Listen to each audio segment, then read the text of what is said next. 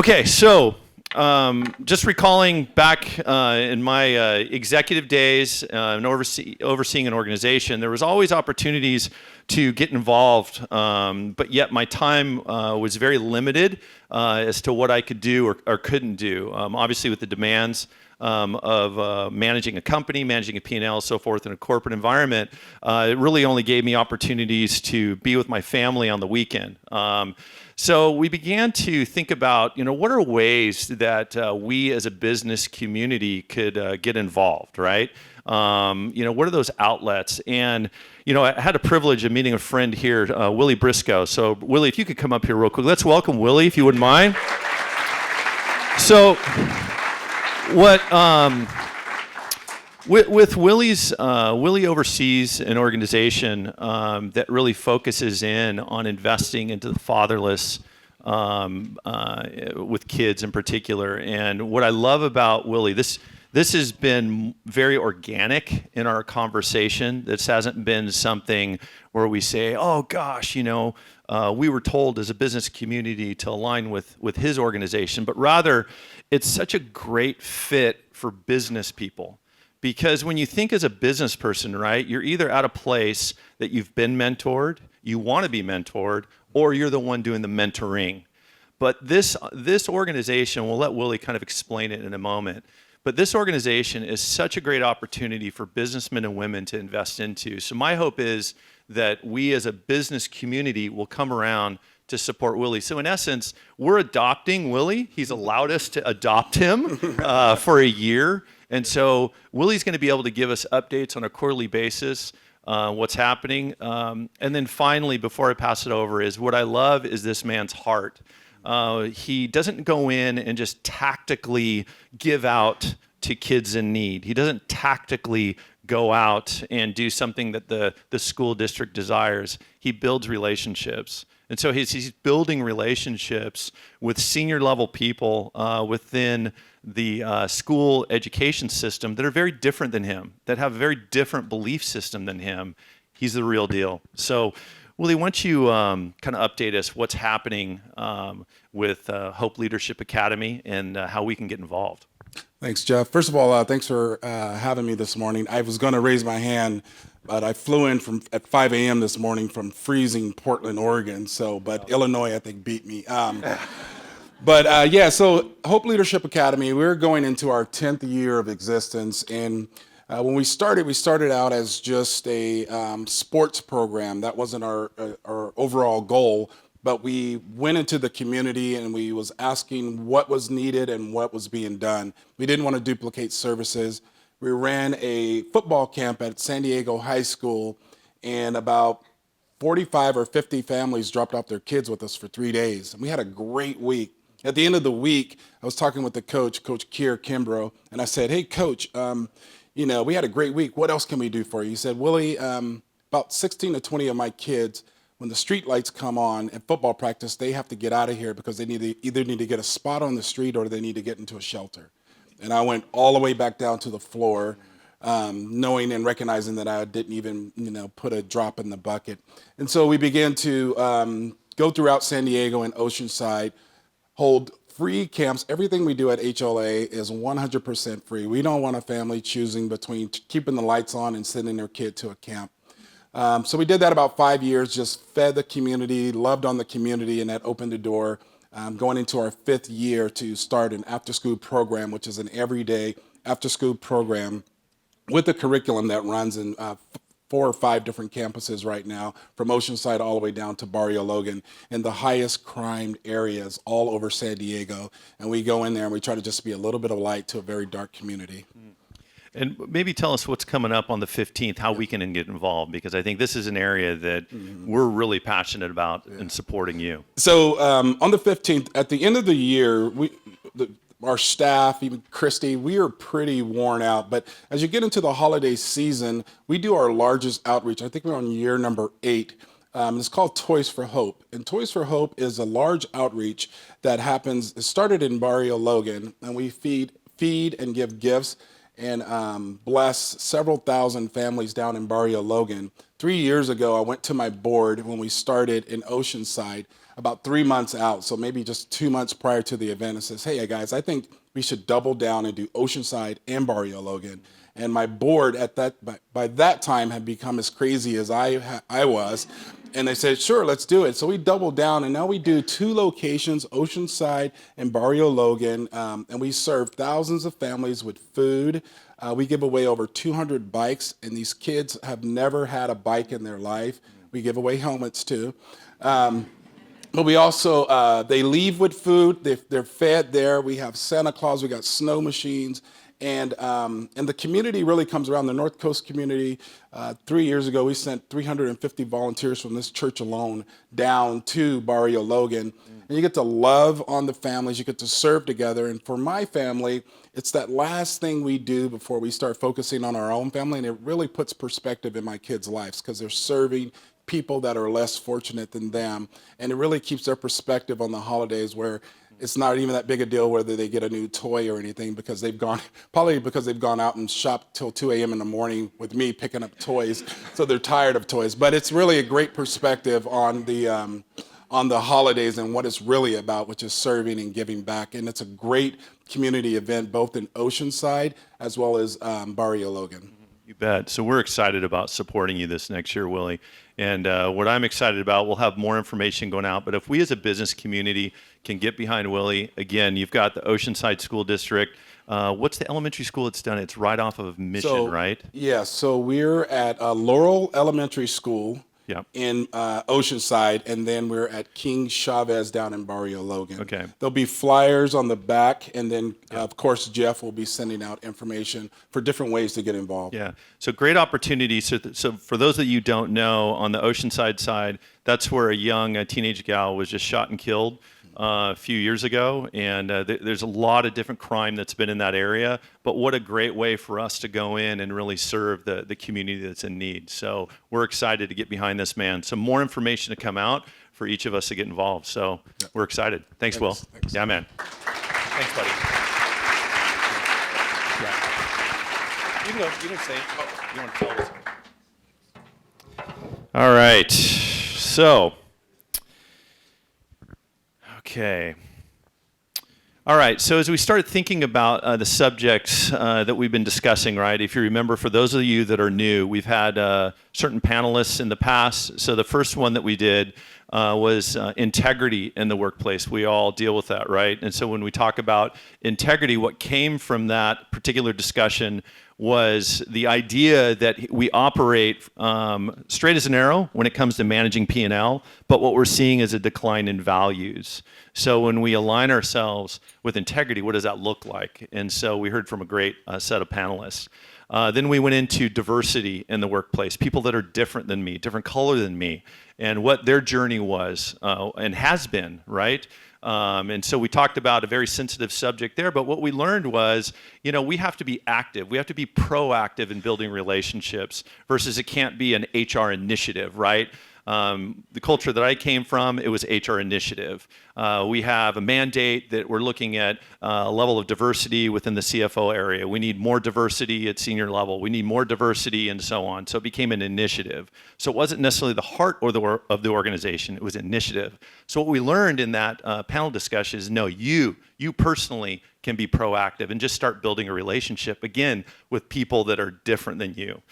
Third one was female leadership in the workplace. And we touched on some very sensitive subjects. It was right at the height of the Me Too movement. So we talked about female suppression in more male-dominant environments. We talked about sexual harassment and these ladies, how they navigate and the things that they've been exposed to, whether it be personally or individuals that they navigated with. Then we had creatives in the workplace. So again, 6 individuals up here, very different from a creative world, but how a creative processes and how they either find value or even the pressure that they're under when it comes to being innovative, right? So when we think about, for those of us that build products, right, what's the number one goal, right? Is to drive innovation. And we even hear from, Steve Jobs himself said he created Apple in order to create something that the consumer didn't even know that they needed, which is the ultimate way of looking at innovation. And then finally, Eric Grupner and I had a conversation. Eric is the COO of the Padres, and we just talked about, what does it mean to bring your faith into a place where, do you have to start a Bible study if you're a Christian? No, we found that that's not necessarily the case. It's being having a level of empathy with those that are around you, taking the time to invest into those around you, and while still maintaining high standards as far as managing P&L and so forth. So today we have a great opportunity to hear from 4 different individuals, some that you've heard of before, some you haven't. And really what we think about is culture. Culture is shifting so quickly, as we all know. And for those of us that are very different than us in the workplace, there's an opportunity, I think, for us to find common ground. We can find common ground even with those that we disagree with, right? So just in a conversation this last week, we were talking about, how the country's divided more than ever, right? But really what it starts with is the one conversation that I have, the one conversation that you choose to have, the one invite that you have to the person that's different than you, whether it's having a coffee, whether it's going to lunch, and oh my gosh, could you invite them into your home because they're different than you? And so we're going to hear from 4 individuals as they navigate in the workplace. We're going to hear from Sarah Randall, who some of us have heard from on the creative side, but Sarah in her 20s is very innovative in her thinking as she looks and has had a tremendous amount of success in her business as a young businesswoman. So we're going to talk about, well, gosh, how do you build a sustainable business? Second, we're going to hear from Jacob Carlson. Jacob, really, I would say, is a world-renowned filmer. He probably wouldn't say that himself, but he is. He's a world-renowned filmer that has been utilized from brands. Most recently, he went to Iraq and has done a couple films in Iraq. And so really interested to hear from him. Secularism and faith. So as we think about secularism, that in and of itself, in essence, is becoming a point of religion, right? So how does he navigate within that?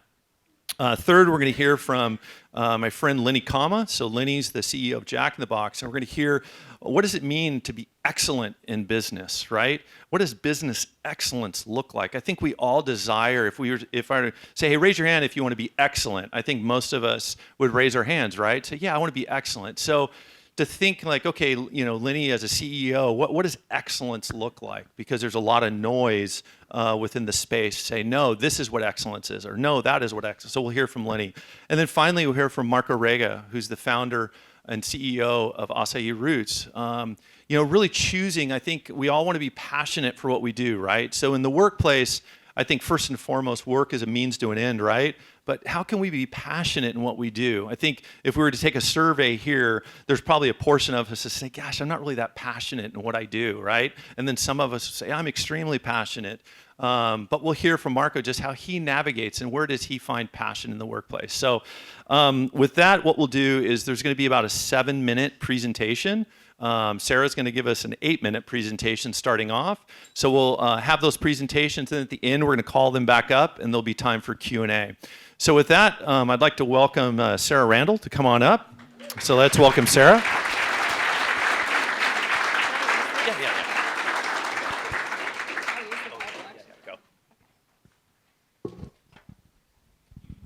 All right, hi everyone. So my name's Sarah Randall, and I own Wood and Ivory Music School.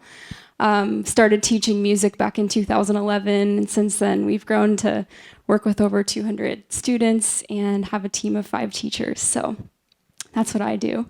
And as Jeff mentioned today, I was given the topic of how to create a sustainable business. So I'll sort of be taking the approach of, now after running this music school for 7 years, what would I tell another person wanting to create a business out of their own hobby or their own idea? And I've kind of been thinking about what are the things that have worked really well for me, and what are some things that if I could talk to my 16-year-old self, what would I have told myself? So, quick disclaimer, if you are an ultra successful CEO in your 50s, this information might not be so much for you. But I appreciate you giving me time just to hear me out, and maybe there will be small bits of information you could share with your younger relatives or friends, just who are starting out in their career. So, So my first piece of advice would be to be creative in finding your clients. For my business, I've sort of found this niche with homeschool families. When I was 17, I moved across the country to Texas on a volleyball scholarship, and I still really wanted to keep teaching music lessons. I knew I wanted some income on the side, but I really didn't want to go get a job. So I knew I couldn't work at night because of practices and games. So I had to think outside the box. How am I still going to be teaching with this schedule? So I ended up emailing the local homeschool board of that town, and that idea worked. They were able to connect me with some amazing families, and I was able to teach during the day. So now, after 7 years, like 80% of our clients are homeschoolers, which is super awesome because most music teachers have to work from 3 to 8, and all of our teachers get to work from like 9 to 5. So it really works well for us. So yeah, I just think it's really important to think about who your ideal clients are and really go after it. Remember, they won't just fall in your lap. You're gonna have to go after it. It takes work and determination, and definitely some thinking outside of the box. My second point would be to be creative in keeping your clients. So I have really tried to give my students kind of a non-traditional music lessons experience. I grew up with a very strict piano teacher. Have any of you grown up with a strict piano teacher? Yeah, I just remember being like 10 years old and sitting at my piano at home like in tears on a regular basis. And I quit. I was like, I hate this. I quit. And now I teach like 100 students. It's weird. I fell in love with it later. But he kind of took the fun out of music lessons for me. So I've been pretty determined to be focused on fun. I try to remember what it feels like to be 10, 8, even 6 years old, having to sit there for an hour listening and practicing. I remember being frustrated in elementary school that our teachers made us use pencils for everything. And I wanted to use colorful pens. That's like all I wanted. And so now I don't allow pencils. We only use colorful pens. And it's interesting how such a small detail actually really connects with the kids. They get excited about purple and orange. And I do things like host pool parties for them, craft nights, a recital in the spring. I sing and dance while they play. And so I just really try to think about what will make the kids feel special and like they're part of a community. So I would just encourage you guys to really try to step in the shoes of your clients. Imagine you're on the other side. Like, what would you want from the business or the product or service that you're giving? That's what's going to make people feel special and like known, and that's going to set you apart. So yeah, my third point is to be creative in building your team. So about 1.5 years ago, I realized that I simply had too much on my plate. My teaching schedule was full. I wasn't able to take any more students. I had a waiting list. And so instead of turning people away, I decided it would be best to hire some more independent contractors to teach for my business. And this has been like one of the best decisions I've made. And the reason I say be creative in building your team, it's because sometimes it does take creativity to find the right people for the job. I have different teachers in different places. So I have one in downtown Carlsbad. I have one 3,000 miles away in Upper Michigan who teaches lessons on FaceTime. Another teacher is my sister. Another teacher commutes over an hour every week. And this situation probably isn't what I would have thought of a couple years ago, but it's like exactly the right fit. So be creative in finding your team. I heard this quote last week on Fixer Upper from Chip. He said, Was it a rerun or no? Yeah. He said 3 words: perfection kills profitability. And I thought that was so good because like if I would have been so stubborn and said like, I'm the only one who can work with these kids, I wouldn't trust anybody else to teach, I can only, like, it's only me, I'm only the one who can do this right, I would have missed out so much, not only on the opportunity to grow financially, but also just to expand my team and have relationships and have coworkers. I'm an extrovert, so finally I have adults in the room I can see and talk to. So yeah. At the same time, though, when you're thinking about who to bring on, don't compromise your values. It's so important to hire like-minded individuals who have the same core values. I'm super thankful to have this team that I have, and I have been fairly slow in my decisions on who to hire. A couple months back, I had an opportunity to hire a very qualified instructor. There was just one problem. So we're working with between 60 to 100 children every week, and this guy had a smoking habit. When he came in my living room for the interview, my whole house smelled immediately like cigarette smoke. And like I said, this guy was hyper qualified for the job. He actually had more experience than all of the teachers combined. So I really wanted to hire him. He would have been a good fit in a lot of ways. But then I started thinking about the kids and the parents walking in, smelling the smoke. What kind of example would I be setting for the kids? Would this be a healthy environment for them? Would I kind of be endorsing his behavior? So after thinking about it for a little while, I decided that he wouldn't be the right fit. One of my core values is to have the teachers be like mentors to the kids. And so even though I lost some clients over this, I know it was the right decision. So when it comes time to grow your team, really think about the candidates who share your values. So my last point is to not be creative in your finances.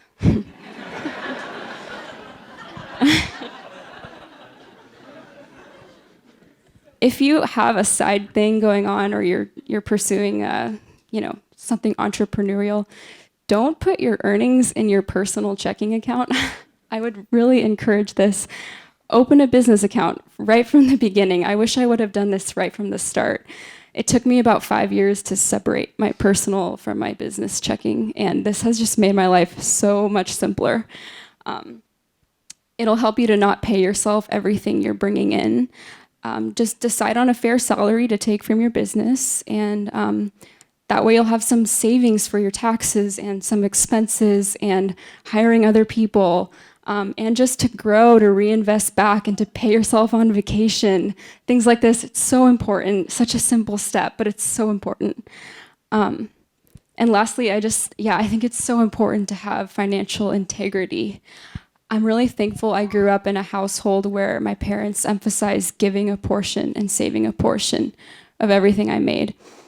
From when I first started teaching, I've made it a priority to tithe 10%, pay my taxes in full, and be completely honest and fair with each client.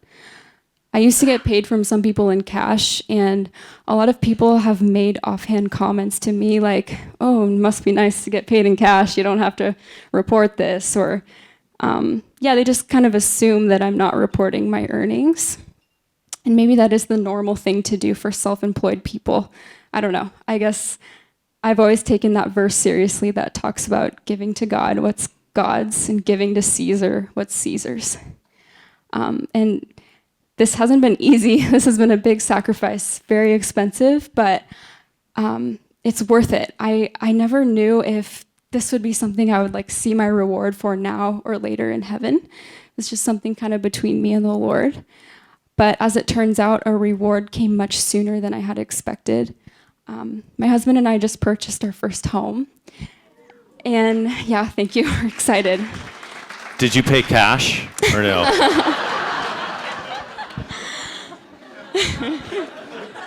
I wish. Just to be honest, if I wouldn't have reported my earnings, there's no way we would have qualified for a loan. So I'm so thankful that I chose to do the right thing each year, even though it was a sacrifice. So no matter if you get to see the rewards of your honesty now, or maybe it will be far, far down the road, I just want to encourage you to have integrity in your finances, in the big financial decisions down to the very small ones. Not only will this make your business more sustainable, but I think God will honor your choices. So just to recap, my 4 points are be creative in finding your clients, be creative in keeping your clients, be creative in building your team, and don't be creative in your finances. Thank you. Thanks, Sarah. Thinking through that process, right, and the choices that she's making. So it's interesting in business, right? Regardless of whatever stage we're in, it's always come down to choices. What's the choice I'm going to make? So good stuff. So next up, a friend of mine, Jacob Carlson. Come on up, Jacob. Let's give you a hand, Jacob. Had just the pleasure to get to know Jacob starting actually this last summer. We kind of did things in reverse order. Usually you get to know people for a long time, then you vacation with them. Jacob and I vacation with one another without even knowing one another. So we got to know one another during our vacation, and I've just really come to really appreciate and love this man. He has a very unique perspective. I would say that many that are close to him would say he's ultra creative. So they always use their hand too, like he's way out there, you know, like we're here, Jacob's way over there. So, but really appreciate his gifts and just his discussion, what he's passionate about, where secularism and faith meet in the workplace. Hi, everyone. I wish I was as organized as you. So does my wife, actually. I just figured out how to open a business account. So, yeah. Well, Jeff asked me to talk about faith and secularism, and I guess how that plays into the workplace. And I think a good place to start is to define secularism. I think secularism is basically a rejection of religion in general, but kind of spiritually minded things. It's more of a focus on materialism, and it has an emphasis on skepticism. And it's I think the causes of it are I think we live in the age of the Enlightenment. You know, we think we can reason our way through life, and I think we live in a really wealthy society, so that brings its own comforts, I guess. We don't really need religion, and I guess a lot of religions have been, you know, there's some obvious, you know, there's an easy one is there's you know, as many religions as there are people in a way, you know, all across the world, and we know that they're not all true. So there's some kind of common senseness to it, but it's interesting because it's sort of become a faith on its own, and I think it's if you look at Christianity, it's the opposite. It's a belief system, but it has an emphasis on faith, and so I see that as the world is, you know, when you're as a Christian, you see the world is full of purpose and meaning, and you see everything, like every single moment every single moment matters. You know, everything we do matters, and it's even the things that are tough and the things that are tragic. There's some sort of lesson or something that's good to come from that, and then as an overall, everything's working together towards something that's important. And so it's a pretty profound difference. I think so. I guess I'll talk about my journey. I grew up in a pretty, you know, I grew up in a conservative Christian home, and which is amazing. Like, my parents are amazing, but it was. I think at some point, you know, you're out in the world and you're interacting with people, and you start to come up against ideas, and you come up against philosophies, and you come up against secularism. And I think at some point I started to get fearful because I hadn't actually tackled these questions. And, you know, I think at some surface level, but my parents were I don't know, they were comfortable, and so they didn't really throw a lot of tough questions at it. So I started to, I started to take all these questions I had and all the people I met and the interactions, and I just kind of dove into it head first.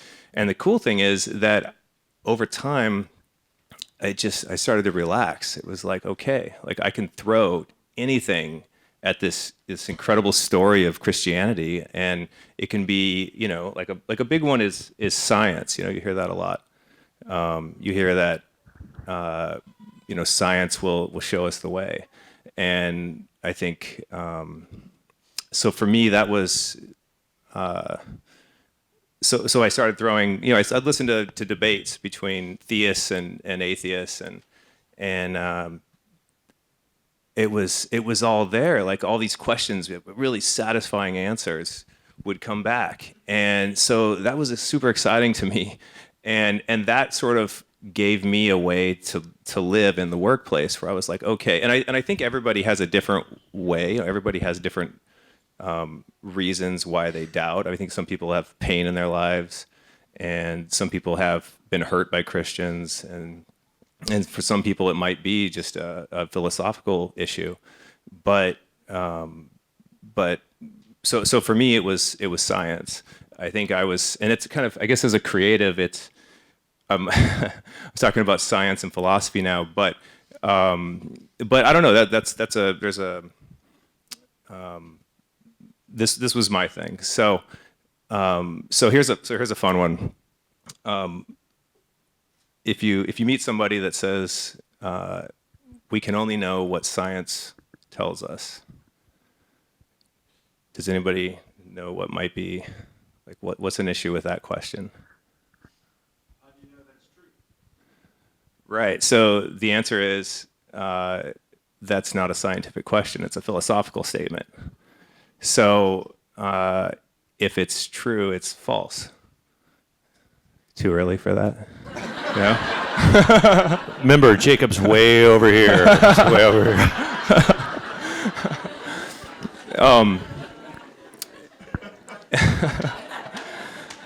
So that's, yeah. So I mean, that's just there's a ton of, see, this is fun, right? There's a ton of stuff like that. Here's a good one. Why is there something rather than nothing, right? I mean, I think it's, I mean, think about it. Life is pretty weird, and I mean, really, like, we go through this life, and we're all, we just accept normal life. We're doing our thing. We get up in the morning, we eat breakfast, we go to work, we hang out with our kids. Like, it's really busy, but like, this is weird. This is weird to exist, and it's weird to go through this life. And actually, I'd say it's weird not to even not ask that question. But we're really busy, and it's true. But that's a really profound question. Why is there something rather than nothing? And what does that mean? And then science can only lead us so far. It doesn't answer the questions of what is meaningful, and why is life important, and why is it worth living, and why are things right and wrong? That's another big one. Is I think in the what you run into these days is a lot of postmodernism, which is basically like, what's true for you is true for you, what's true for me is true for me. There's no one right way. We just live a good life, whatever that is.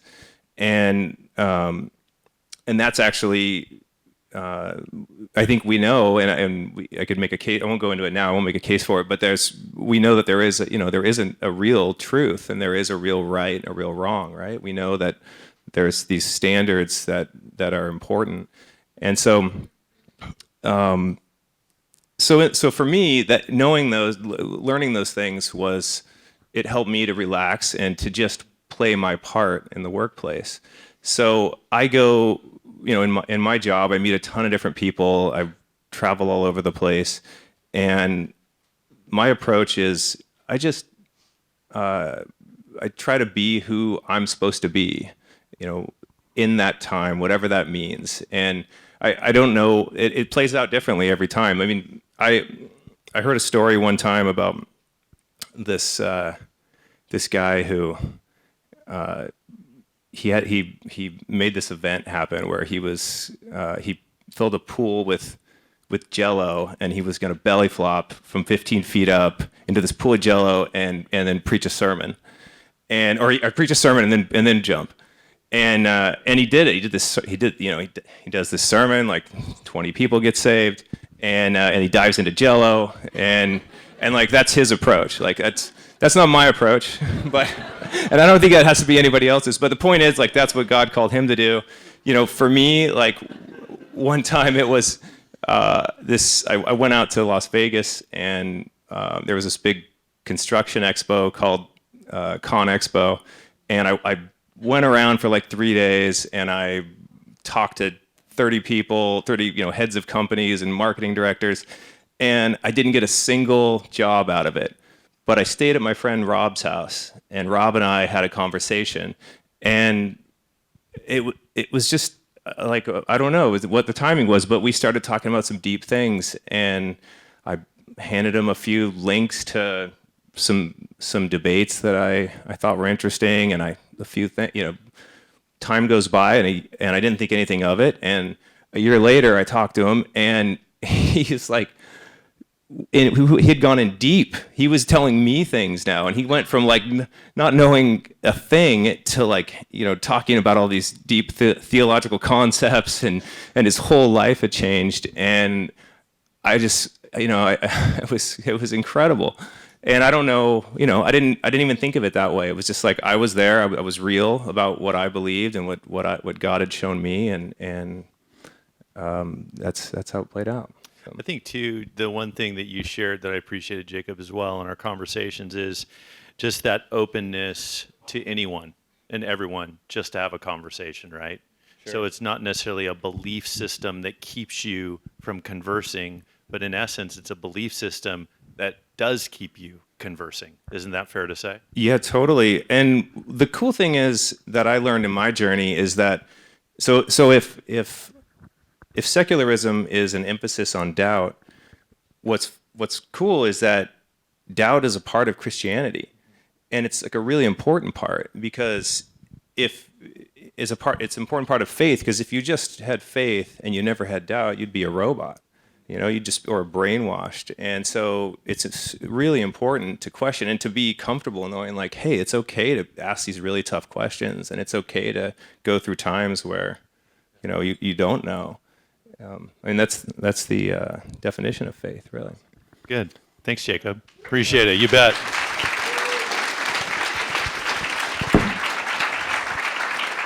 So Jacob has been my go-to for podcasts. So he is the podcast master. But I appreciate him.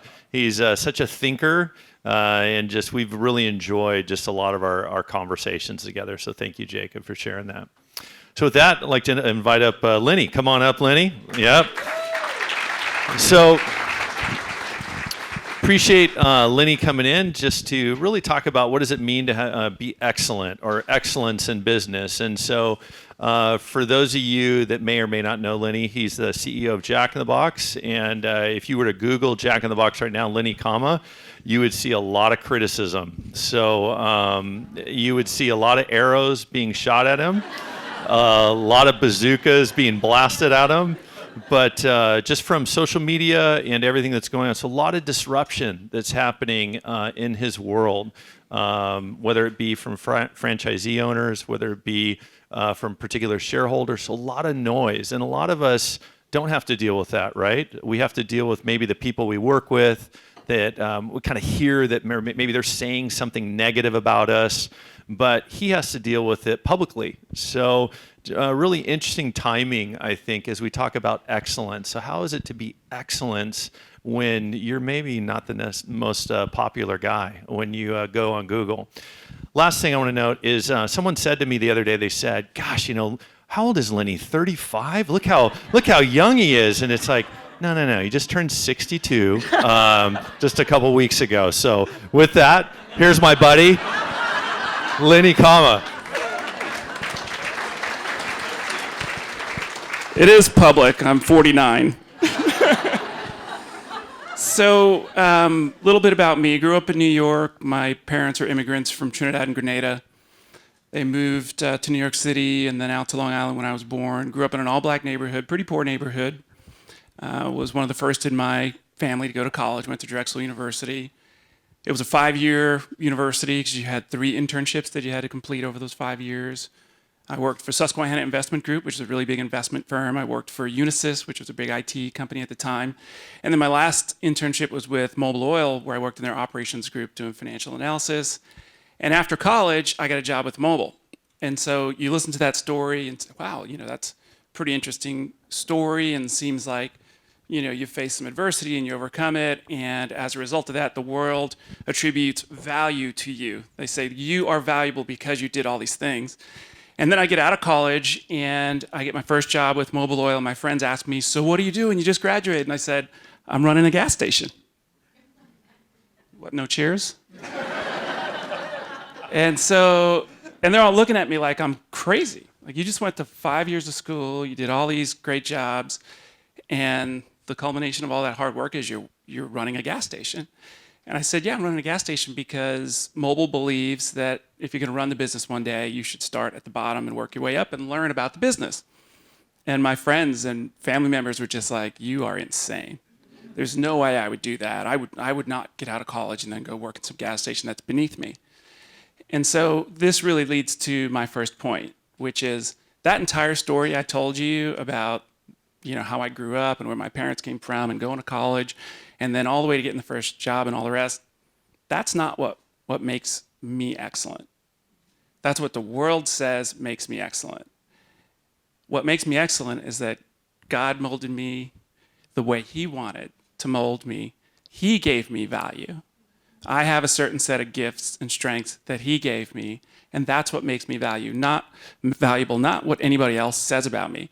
But the first time I really learned that lesson, because leading up to that gas station job, everybody said I was valuable because I succeeded at different things, right? Oh, you got a track scholarship and you worked your way through college and you did all these things. And then I got this gas station job and everyone's like, you're not valuable anymore. And it was my first sort of eye-opener that, wow, the world really doesn't care about you and what uniquely makes you you. What they care about is all the things that the world says you are or you aren't. And if you buy into that, you will think that excellence is achieving what the world wants you to achieve. And if you believe that God has already instilled in you incredible amounts of strength and value, then you can just exert yourself on the world from any position, whether you're a fisherman or an accountant. It doesn't really matter. You can exert yourself on the world because God made you valuable. And that's really the first lesson. And so then I get my job at ExxonMobil and I'm doing some things and moving. My wife and I, thank God for her, we moved like every 6 months with Mobil Oil. We moved 9 times in the first 11 years that we were married, and all told have moved like 15 times. And so, as you're going through all of that, again, the world's saying you're valuable, right? Because you're making more money and you have a nicer car or something. And then you get to this place where they bring in some consultants, and those consultants have a different value system than you do. And now you're reporting to these consultants because they decide that they're going to be running certain parts of the operation. And then you devolve into this place of, this sucks. If you want to talk to me about how life is during that time, I really had just a few things to say. This sucks. I hate it. Don't like these people. Can't stand them, really. They call me on Sunday nights and ask me stupid questions. My boss doesn't know how to use a computer, keeps asking me to do all his work for him. This just sucks. And so I'm doing my job, I'm working hard, but honestly, I'm not happy, and everybody knows about it. And made sure everybody knew about it. And so one day, a friend of mine, Gary, comes up and he says, hey, we kind of all look up to you. You're a peer leader because you're always positive until now. You're like total negative Nelly, and you're actually bringing everybody down. And I felt like this big. And I just realized, and I was not a Christian at the time, but what a great Christian message. And I reflect back on who I was. God is asking us to be excellent in all of the circumstances of our lives, meaning we've got to be a light, right? If we're imprisoned hey, sing that gospel song, right? You just might inspire another prisoner to find their way through that situation.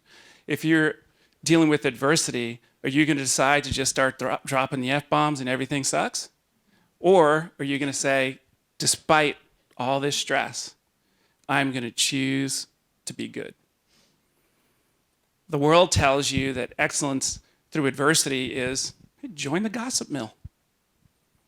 Just put your arms together with the other people who think everything stinks, and you can all just commiserate, go out and get drunk after work, do whatever it is to survive it. Or you can decide that, you know what, I'm valuable whether I'm in the best of circumstances or in the worst, because God made me valuable. And so in this circumstance, I'm going to choose to actually lift people up. Even though I myself need some lifting up right now, I'm still going to choose to lift people up. And that was the second big lesson I learned about excellence, is that God really isn't going to allow your life to be without adversity. In fact, just the opposite. In order for you to grow, whether it be in business or anything else, you're going to face a lot of adversity. And so who are you going to be during those times? Because that's really who you are. When it's all fun and games and Wall Street's happy, well, easy to celebrate, oh, woe is me, when it's not. But just forget about the oh, woe is me. You're fine. You're fine because you got God on your side. And it doesn't matter what the business throws at you. And so don't forget that. What makes you excellent through all situations is how you behave, your character. God's not looking for the shingle on the wall that makes you valuable. He's looking for your humility, and he's also looking for you to be a light even during the tough times. As I fast forward past that moment in my life where I kind of learned that, well, bringing everyone down isn't necessarily the way to go. It was shortly after that I became a Christian. And I became a Christian in a hotel room in Torrance, California. I had just finished reading the book of Matthew. And it had been suggested that I read the book of Matthew on Christian radio. I was listening to the Bible Answer Man, Hank Hendergraff at the time. And I kind of just got it, right? It wasn't a preacher who, in fact, I had accepted the Lord like 20 times. Every time you could get some cookies at church or something, I'd be like, I'm going up there, you know. But I didn't know what they were talking about. And so then at this point in my life, I'm 30, and I accepted the Lord. And at the time, Mobil Oil had been purchased by Exxon. And Exxon had a different way of doing things. So Mobil's culture was do the right thing, even if it's painful to do the right thing. Do the right thing. If it costs you more money, but it's the right thing to do, do it. And Exxon's culture was just different. Their culture was whatever's the cheapest thing and the legal thing, that's what we do. And if there's a way to get around the legal thing, that's okay too. And that's just the God's honest truth. So I'm running the Arizona market at the time with franchisees, and Exxon comes in and they say, hey, we're not making any money there, so we want you to raise all the wholesale prices because the franchisees really, they're not going to survive in this business. We need to accelerate them being out of the business, so raise all the wholesale prices, and eventually they're going to go. And so the franchisees immediately started to squeal because they went from having livelihoods and over 30 and 40 years, these folks have been in business to, wow, we're making no money. We're just losing money every month. I don't know how I'm going to pay for my mortgage, my kids in college, how am I going to pay tuition? And so 6 different franchisees handed me their keys and said, we got to shut the doors. And I thought it was wrong. I thought it was wrong because what we weren't being is honest. It's one thing to say we as a company aren't making money, and we weren't, and we're making a decision that we're going to have to pull out of this market. But it's another thing to try to drive people out and to not be transparent with them. So I started pushing back on that effort with the company, and it was not met with open arms, right? It was kind of like, you know, if you want to be ranked in the top 10% of the company, which is how you get promoted in this company, this is what we need you to do. And so that's the time when I started looking for another job. And I mean, my wife, you know, she dealt with me during those times where I was kind of depressed. It was like, I don't feel good about what I'm doing.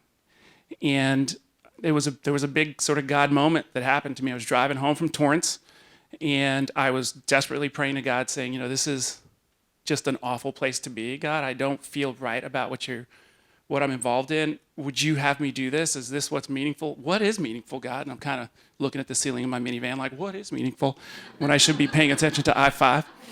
And it wasn't like I heard some voice and, people get all magical and mystical, but I felt a real compelling desire to get off the highway. So I did, and I went, there was the pier there, it was Dana Point. And there's a pier there, and I said, I'm just gonna go out and sit out there and pray to God. But I didn't have any money for parking, and I found like $2 but I needed change, and none of the retailers would give you change because everybody wants change, and they're all not treating me so great. But I found this little parking lot that said $2 for an hour. And I said, okay, God, you do want me to be here, because for a moment there I was like, this is stupid, just go home. And so I got off the highway, and I get into this parking lot, and I go pay the $2, and then I hear somebody say, hey, comma. And I turn around, it's my cousin Benny, who is one of my closest friends in the world, who lives in Northern California, and we had absolutely no idea how the heck we just bumped into each other in Dana Point. And so he's like, dude, what are you doing here? And he's got his fiance at the time and some other friends, and I'm like, oh, sometimes on the way home from work, I kind of stop here and just go hang out, watch the sun go down. It's like Pinocchio nose is growing. And so anyway, I did go out in the pier, and I prayed, and I cried and said, okay, God, I know what you're trying to tell me. It's like all this job stuff is not what's important. What's important is how you connect with people. That's what's important. And you just put me in front of someone I love so much and who's meant so much to me, to remind me that people are what's important and how you treat them and connect and love people. And so I asked God, give me a moment with my cousin to tell him the truth, because I felt bad about lying to him. And I stopped in, they were eating pizza, and he says, hey, do you have your cell phone? Because I need to call my dad. My cell phone ran out of batteries. And I said, actually, my cell phone's plugged in the car. Why don't you follow me out? And I got to tell him the truth. I've never been here before. I was desperately praying to God to give me meaning behind all this, and he had me run into you. And he was like, he's not a Christian, although this would freak out anybody, not Christian. And he's like, we're going to talk about that one day, but after a bottle of wine. So to this day, it's meaningful in both our lives, but it woke me up. And that leads me to where I am today, because my mom called me. If you Google me, you're going to see all the hate mail, and franchisees are saying things about me, and activist shareholders want us to give all the money back to them. None of them are right. They're not right. And at the end of the day, it is my job to make sure that I treat the company the right way and do the right things for the company, despite noise that greedy people would make in the marketplace. My mom called me. She's like, Lenny, oh my gosh, you're just dealing with all these things. I don't know what to get. And, Mom, chill out. I'm fine. And I said, at the end of the day, I am equipped to deal with this today because of all the other things that I've gone through. God has equipped me to deal with this, and somebody's got to deal with it. And so I had the conversation with my board of directors, and I said, hey, what do you want to do? And they said, look, someone's going to have to deal with this. If you're willing to deal with it, then we'd rather have you here than someone else. Okay, so then dispense with all the rhetoric that's in the media. We know what's true. Anybody old enough to remember the commercials? Is it real or is it Memorex? Well, that's all Memorex, and we know what's real, and so I'll deal with it. But what's important through all of this is my people. We've got hundreds of employees and franchisees who are all looking to me to see how's he going to respond, right? And what they're expecting is that I'm going to get angry. They're expecting that I'm just going to come with the hammer and start beating everybody into submission, and that I'm going to be frustrated and angry all the time. And I'm not. I'm not because I don't sometimes feel that way in my heart. There are times I want to punch the wall. And there are times I really want to mix it up with some people. That's normal. If you don't feel like that, you're not human, and you're just lying to yourself. You're in denial. I feel all those things, okay? But then I have to ask and answer the question, who in this moment does God want me to be? What does excellence look like in this moment? It doesn't matter if I'm the CEO of Jack in the Box. Don't feel sorry for me. I've made a lot of money. Serious. And the average person when I leave won't feel sorry for me, and they won't really care. It'll just be buzz for a moment.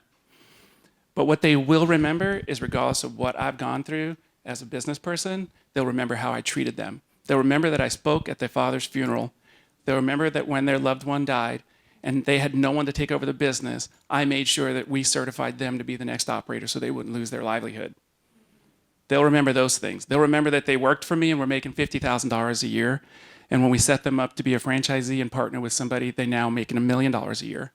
That's what they're going to remember. And they're going to remember that when they struggled, we were there to help.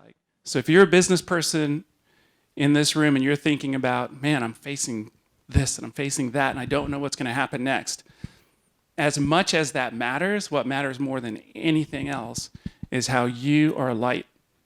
And I don't care if you're a Christian or non-Christian, because when I wasn't a Christian, I figured out I wasn't a light. And it didn't take Christianity for me to hear that lesson from my friend Gary back in the day. They're going to remember how you treated them. They're going to remember how you behaved despite everything else. That's what's important. Thank you. Thanks, Lenny. All right. Thanks, Lenny. Appreciate it. You bet. Great value in investing into others, so thank you. So final, Marco, come on up here. So we got Marco Rega, you bet. Marco's just going to walk us through what does it mean to be passionate for what you do? I'm going to need more space. You guys know me. So hold up. Are you guys ready for this? Brazilians aren't known to be passionate, just so you know.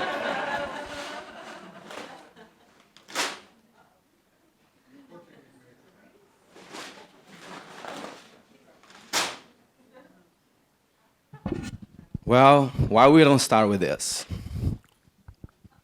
When you align your desires with God, He will direct you to the right way. So let me explain a little bit about myself. You know, my company have been in business since 2005. Açaí Roots was my third company, which is I failed 3 times.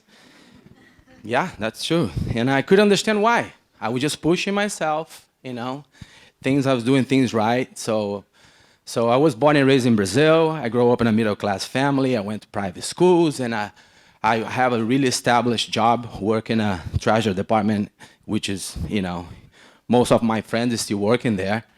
And I decided to do something different. And I was just like, okay, so Jeff put me in trouble again, which is like, okay, well, how I'm going to, you know, share with you guys the pain, like, you know, which is all these years I'm trying to do things on my own. I couldn't understand why I'm not, you know, succeeding in my career. And I came on this idea, which is, you know, I'm going to go. Last night I went to the grocery store and I bought, my idea was to buy 3 bags of rice, which is I want you guys to feel it, like I carrying the weight. This is the pressure that I was feeling before. And this is what I'm going to share with you guys. Have you guys ever experienced a frustration at work? Get another one here. Right? So, another one. I think I'm glad I just brought 2. So, oh my God. So, another one. A promotion that never seemed to happen. Jeff, can you help me here? Sure. Oh my gosh, man. It's going to be hard. On top. Yeah. So like, okay, so this is, and then a business, which is me, never succeed. And I just like, man, it was just so hard. I just like, okay, so that is a way, that is a light, you know, and it's pretty much the Lord, they want from us just to surrender and give the Lord the opportunity. He's alive in our lives. So November 13, 2011, which is the last time when I came, I told you guys the book of my life. It was divided by 2 different chapters. My life without the Lord and my life with Him. So this is my life without the Lord. Yeah. So when I met my wife, you know, my life changed completely. But before I show the graphic of my company, I want you guys to memorize the date because this is it blew me away. So I don't know if you guys know my company, but we have today 17 items, which is just so hard to have everything in stock. So we're doing business with Costco, Whole Foods, some major grocery stores, and some items we need to have over 100 pallets. So how am I going to do this? So we need to have some financial help, right? So we have meetings with several different banks, and they went to my office, sit down in the meeting room, all wearing ties, and just my business partner, he's the CFO, he's the number guy. We try to make a fancy presentation, which is we have the sales report and a graphic, which is the guy's gonna go and gonna see it. But before, wait. So November 13, 2011, the day that I met my wife and the day that I turned my life to Jesus Christ. Okay, wait. 23 years ago, my brother-in-law passed away in a car accident, the same November 13. 5 years after that, my father-in-law passed away as a heart attack in the same November 13. And now you can show the graphic. So what I'm about to show you guys, this is pretty much, you guys are gonna see the history of my company from 2005 until 2017, but so for the beginning until the 2008, so they got a problem with the QuickBooks, but numbers don't lie, right? A lot of cash, right? So it was negative, but numbers don't lie, right? Am I right? Okay, so if you guys see here, we just found out this a year ago. So I was always negative, like underwater, upside down, just the company was just struggling. So if you guys see there, like end of 2011, the beginning of 2012, it never went below zero. So the banks, this kind of cool thing, because in the meeting room and like, oh my gosh, what happened in 2012? And I have to tell them I turned my life to Jesus Christ. The banks, what?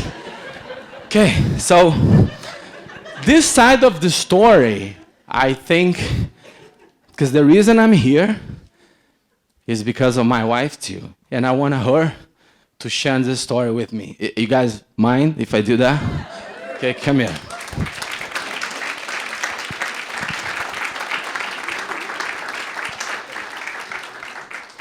Behind scenes.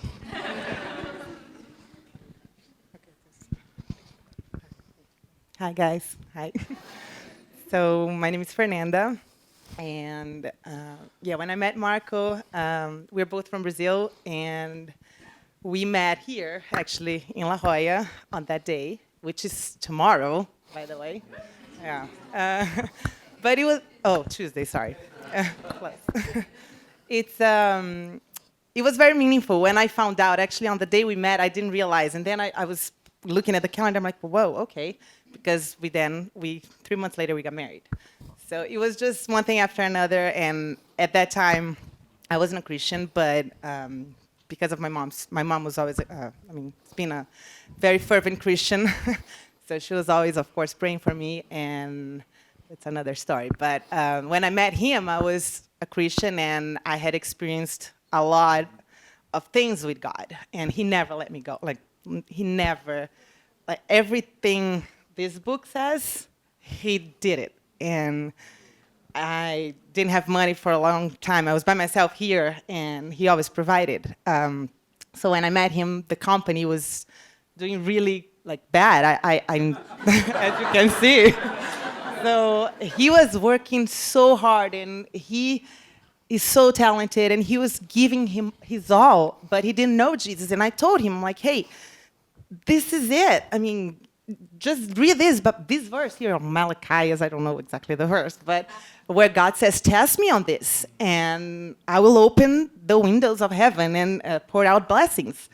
And it wasn't easy. It was not easy. We had several fights. There was, I remember, 7 years ago on Christmas time, he chose to buy me boots instead of giving me his tithe. And I was like, what did you do? I was so, and he thought he was going to make me happy, but anyway.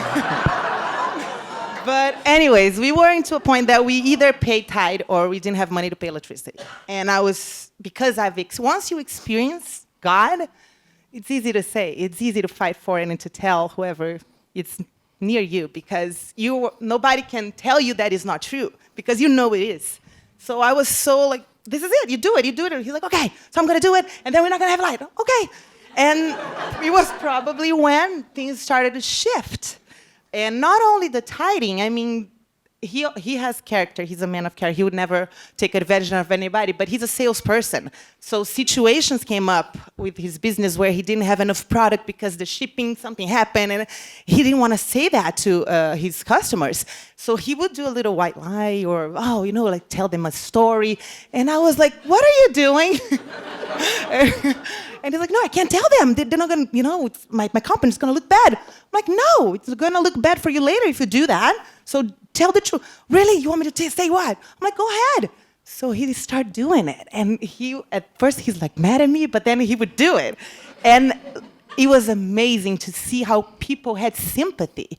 And they'd be like, no, Marco, it's okay. I can wait. It's fine. And he'd be like, oh my gosh, do you know what happened? And he'll call me. So once, like our lives, it's now coming back to the whole purpose of finding a purpose in your business place. I think it's all for him. He gave us talents. He made us who we are, and we are all different.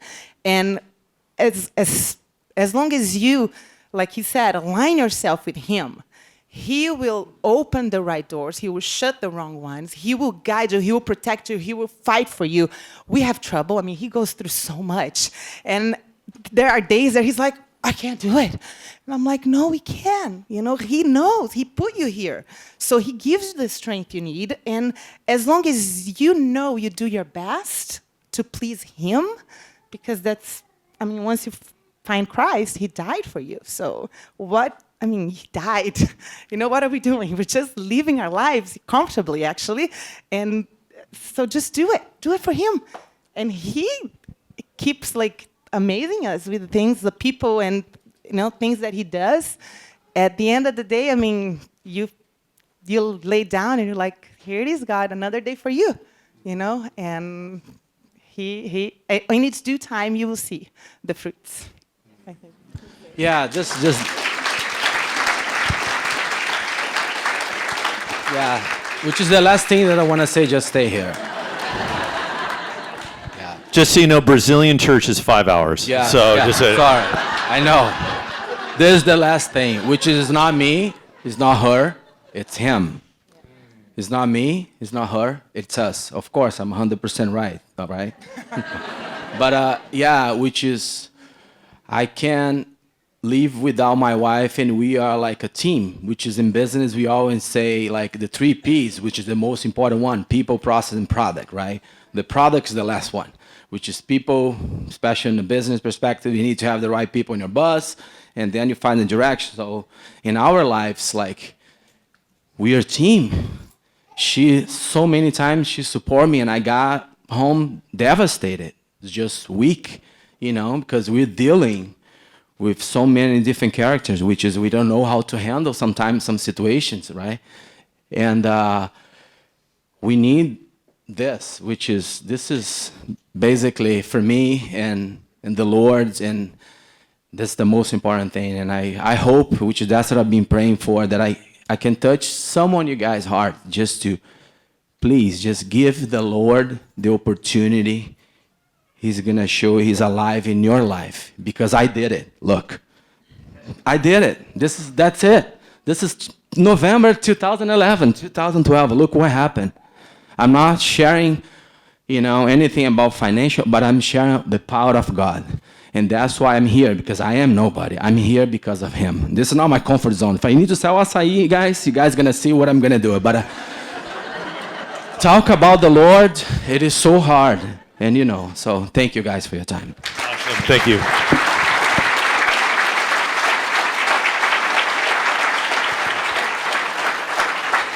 What I appreciate about Marco and Fernanda's story is a story of faith. And I don't know if you really caught that in what Fernanda was saying, but they were at a point where they either had to pay their electrical bill or they had to give.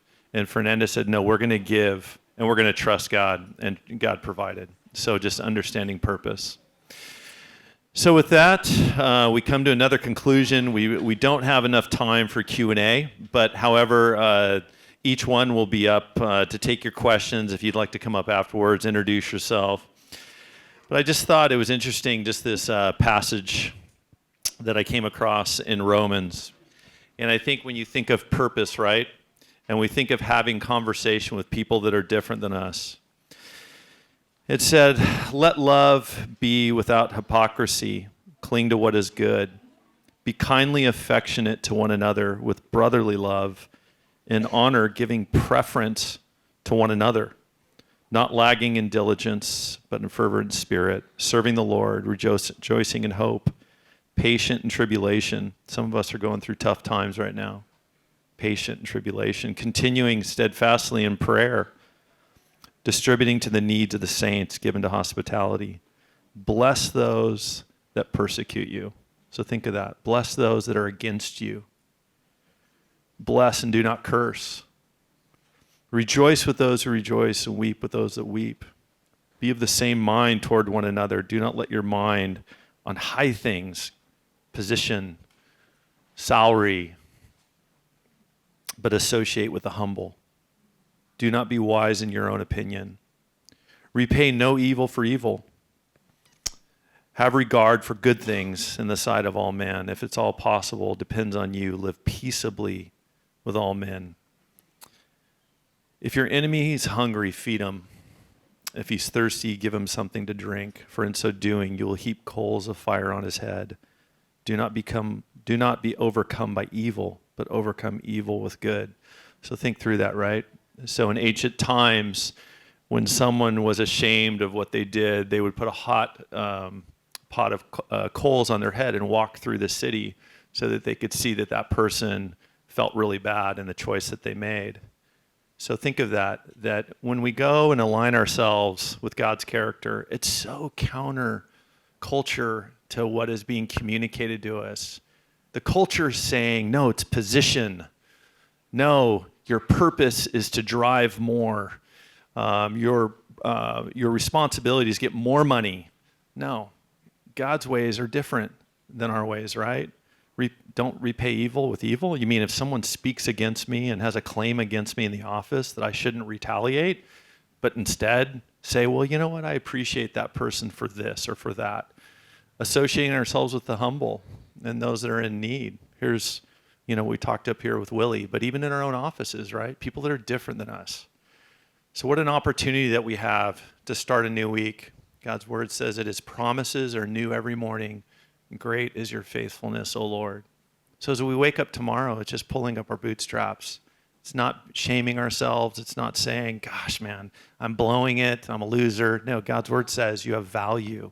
You have great value. So tomorrow is a new day to go and show good, even to those that don't like you. So with that, let's end in prayer. Lord Jesus, thank you for this community. Thank you that we can come together and be encouraged by many. And Lord, may we just go and be a reflection of you tomorrow. And even for those of us that don't necessarily have a faith, maybe we're just here, just sitting in the audience and just getting to know people around us, and that's great, Lord. We love having everyone here, so everyone is welcome. And God, may we just be encouraged to do good as we go into our workplace tomorrow. In Christ's name, amen. All right, so the speakers will be up here, you bet. Feel free to come and interact.